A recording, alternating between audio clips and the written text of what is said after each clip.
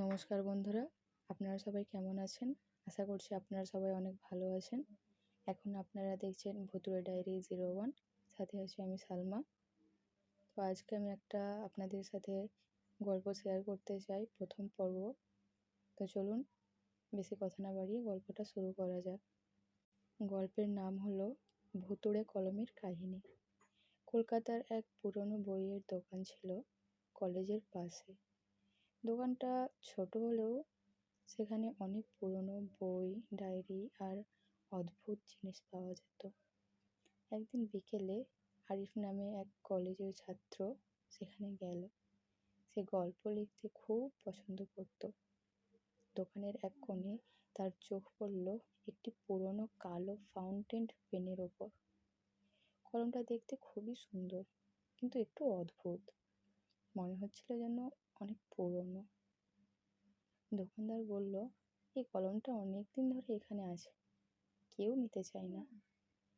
আরিফ হাসতে হাসতে বলল, আমি নেব, পুরনো জিনিস আমার খুব পছন্দ।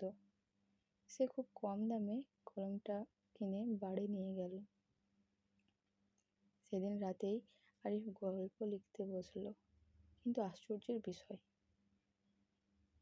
সে কিছু না লিখলেও কলমটা সে যেন নিজে নিজেই কাগজের উপর চলতে শুরু করলো।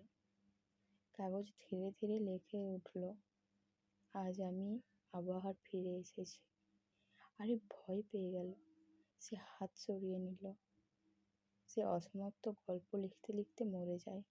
এখন তার আত্মা এই কলমে আটকে আছে। আরিফের শরীর ঠান্ডা হয়ে গেল। হঠাৎ জানালার বাইরে বাতাস জোরে জোরে বইতে লাগলো। ঘরের আলো কয়েকবার ঝিলমিল ঝিলমিল করে উঠল। কলমটা আবার লিখল, আমার গল্পটা শেষ করো, চাইলে আমি শান্তি পাবো না। আরে ভয়ে কাঁপতে কাঁপতে গল্পটা শেষ করতে লাগলো। রাত প্রায় 3টা পর্যন্ত লিখলো সে। শেষ লাইনটা লিখতেই কলমটা হঠাৎ থেমে গেল। পরের মুহূর্তেই ঘরের বাতাস শান্ত হয়ে গেল।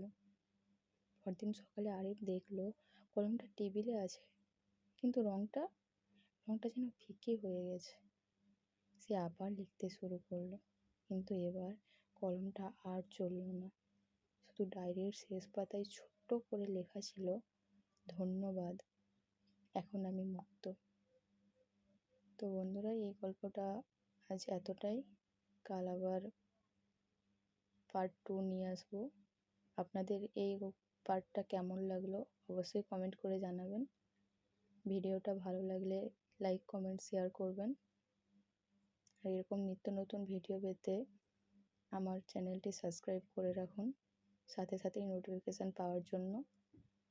তো আজ এতটাই, কাল আবার দেখা হচ্ছে নেক্সট ভিডিওতে।